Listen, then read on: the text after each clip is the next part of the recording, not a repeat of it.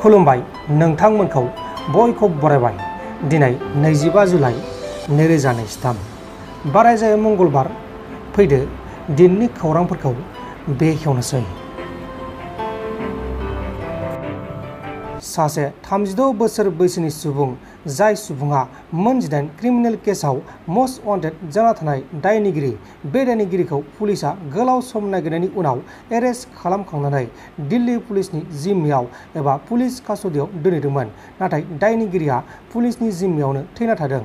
पुलिसा बेखौ एरेस्ट खालामखांनायनि सानसेनि गेजेरावनो दायनिगिरिया थैदों। थैनाय मस्ट वान्टेडनि मुङा जाबाय शेख शाहादात।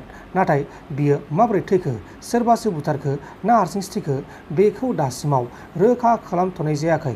दा बे जाथायनि सायाव नायबिजिरनाया सोलिगासिनो दङ। थैनाय दायनिगिरिया गोबां गिदिर केसआवबो लोब्बा दंमोन। आरोबाव मोनसे गिथाव बाथाव जाथाया सोराङाव फैदों। गावनि बिमानि गोसथोनाय हौवाखौ रुवाजों देनानै बुथारबाय। उत्तर प्रदेश रायजोनि बाराबांकीनि सिङाव थानाय सुबेहा ओनसोलाव सासे 24 बोसोर बैसोनि सेंग्राया गावनि बिमाया गुबुन सासे सुबुंजों सिरि सिरि गोसथोलायनायखौ मिथिनानै गावनि बिमानि गोसथोनाय हौवाखौ बुथारदों। थैनाय एबा बुथारजानाय सुबुंनि मुङा जाबाय आबासाब हुसेन 50 बोसोर बैसोनि। जेब्ला आबासाब हुसेना सेंग्रानि बिमाखौ गावसा न'आव थानानै लोगो हमनो थांदोंमोन अब्लानो सेंग्राया बे जाथायखौ रुवाजों खालामदों होननानै मिथिनो मोननाय जादों। उनाव जाथायखौ खालामखांनायनि उनाव सेंग्राया पुलिसजों एरेस्ट खालामजादों। बुथारग्रा एबा हमजानाय सेंग्रानि मुङा जाबाय आशफाक। डिमा हासाव जिल्लानि सिङाव थानाय उमरांस' साखाथियाव गिथाव बाथाव सारअन्थाइ गावदों आरो बे गिथाव बाथाव सारअन्थाइ गावनायजों सासे सुबुङा जायगायावनो जिउ गोमादों आरो गुबुन सासे सुबुं बेनि फिसाला गथ'आ गोब्राब जोखोम जादों। थैनाय सुबुंनि मुङा जाबाय बिपिन लिंद 42 बोसोर बैसोनि आरो जोखोम जानाय फिसालानि मुङा जाबाय सेबेस्तान लिंद 11 बोसोर बैसोनि। बिहारनि मुंगाराव फरायसालिनि सासे प्रिन्सिपालआ सासे फरायसा गथ'खौ पानिशमेन्ट होनानै बुसे बुनानै गथ'नि बिखायाव गाखोनायनि उनाव पुलिसजों मिथिजानानै एरेस्ट खालामजादों आरो बेफोर गासिबो जाथाया CCTV केमेरायाव रेकर्ड जादों। बुजानाय फरायसानि मुङा जाबाय मेथे राजान आरो दायनिगिरि प्रिन्सिपालनि मुङा जाबाय रामनाथ मण्डल। बे समाव रामनाथ मण्डलखौ पुलिसा एरेस्ट खालामनानै आयेननि बायदि साजा होनाय जाबाय। बङाइगाव डिस्ट्रिक्टनि सिङाव थानाय जागिगफा ओनसोलाव सासे दुथां सुबुङा गावसानि नखराव खामानि मावनो लाखिनाय सासे उन्दै हिनजावसा गथ'खौ जर-जुलुमै जिनाहारि खालामनायनि जाहोनाव पुलिसजों मिथिजानानै पुलिसजों एरेस्ट खालामजादों। हमजानाय दायनिगिरिनि मुङा जाबाय इउसुफ आली। दायनिगिरिया गावनि बिसिनि नखराव आलासि जानो थांनाय समाव बे जाथायखौ इनाय खालामदोंमोन। जोंनि बर' हारिनि गेजेराव गोबां जाबाय थानाय जाथाय बे जाथाया जाबावदों। बे जाथायनि सायावनो माखासे खौरांगिरिफोरा भिडिअ बानायदों। बेखौ नोंथांमोननो ससे देखायनोसै, बेखौ नायबानो जाबाय। नै बियो हिनजाव गदाय लानानै फैबाय। सिगांनिफ्रायनो लानानै दोनखादोंमोन। इयो रुम भारा लानानै दोनोमोन। गोबावानो जाबाय लाबनाया। बेनि थाखायनो आंखो बे हिनजावनि थाखायनो आंखो बिराद बुयोमोन आरो न'निफ्राय खारगौबा नायबाय थायोमोन। आंखो बिराद खास्ति खालामो। इयो आंखो दै गुदुंजों मानि सारो, बुयो आरो सिखा रुवा लानानै आंखो गामि गामि होसोयो, बुनोल' नागिरो। आंहा फिसालाबो सासे दङ। गथ'खौ लानानै आङो खारनांगौ जाहैयो।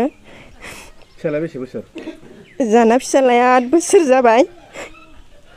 बबे जायगायाव हाबा जाहैदोंमोन नोङो? आङो लावरि फारायाव। मा मावो हौवाया? हौवाया चेयारमेन। बबे दोलोनि? खरामारा VCDCनि चेयारमेन इयो राजेश नाम। मा दोलोआव? क'क्राझारनि। ओरैनो सानबेसे जाखो लाबोनाया? लाबोनाया जाबाय इयो गोबावैनो सप्तानैसो जाबाय खोमा। मा जाहोननि थाखाय होखारखो नोंखो? इ हिनजावखौ लाबनोनो आंखो होखारबाय थाखायोमोन इयो। आंखो खारगौबा इदिनो बुयोमोन। माने आरो गथ'नोबो फैसा थाखा होआ आरो फरायनायाव। आं ओंखायनो बेलेगाव थांनो गोनां जादो। इ गथ'नि थाखायनो गावबो फैसा बिबाबो होआ नालाय। गथ'नि फरायनायाव फैसा बिबानो बियो आंखो आंनिफ्राय फैसा गरसेबो मोना। गावबा गाव फिसा बोरै फोरों आं फैसा होनो हाया इदि होननानै बुङोमोन इयो। आरो आं मा खालामनो, बेलेगाव थाङाबाबो आं उफाय गैया। गथ'नि थाखाय आं बेलेगाव थांनांगौ जाहैदो। बे बेलेगाव थांनायखौनो आरो आंखो दा बेलेग हौवाजों थांदो बेलेग हौवाजों हाबा जाहैबाय होननानै बुंदो इयो आंखो आं रावबो हौवाफोरजोंबो थाङाखै आं लोगोफोरजोंसो थांदो मालायनि फट'खौनो आंखौ होननानै होगासिनो इयो दा आंखौसो फानबाय दङ इयो बेसे गोबाव आंखो होखारनाया इयो होखारबायानो थाखायो ओमफ्राय आं होखारबाबो थाङाखैमोन ओमफ्राय आं इनि अयथासारखौ हायियाव थांनांगौ गोनां जाहैदो आङो थांनाया ओरैनो सप्तानैसो जाबाय दाननोल' नागिरो सुथारनो नागिरो आरो फुथारखुमानोल' नागिरबाय थायो इयो आंखो बुयो माने आंखो खारगौ बाननानै खालि बुनोल' नागिरो इयो बुयोआनो इयो आंखो गामि गंसे सिखा जं लानानै होसोयो आंखो गामिनि मानसिफोराबो जेबो बुंनो हाया न' खाथिनि मानसिफोराबो जेबो बुंनो हाया सोरनावबा न'आव थाखुमानानै थाहैबाबो इखो धमखि होयो इनि थाखायनो आंखो रावबो दोननोनो हाया आरो ओमफ्राय आं बारिफोरावनो खारना थाहैयो गथ'खौ लानानै अखा हाबाबो अखा हानानैनो जों सिजानानै थानांगौ जायो गथ'खौ लानानै ओमफ्राय आं बेखौनो लुबैयो इखौ बोख्लायनानै दोननांगौ आंनो गथ'नि थाखाय माबा मोनसे होनांगौ आं बेखौनो लुगैयो लायनांगौ इखौ फिसाज्लाखौ फोरोंनायनि खोथा दङ गथ'खौ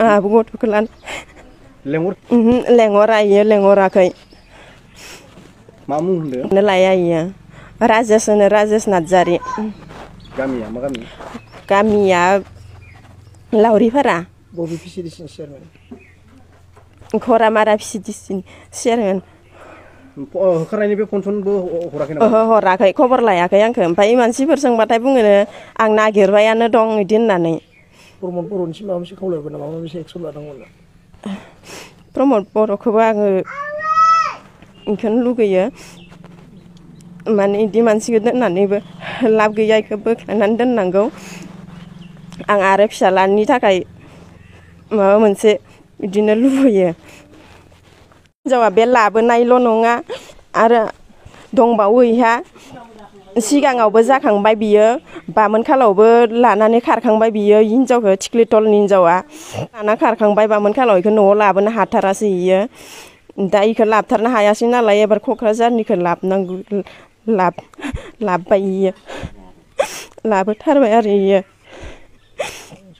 बेसेबा कास्टि खालामदोंमोन इयो आंनि जि जुम सावना होजोबदो इयो आंनि बुस्थु एक'खौनो दोना इयो जिखिनि बुस्थु दं आंखौ सावना होजोबदो इयो आरो आंनि सना लानानै दोनदो इयो आंनि बिमा बिफा हरनायसोमोन बे सनायाबो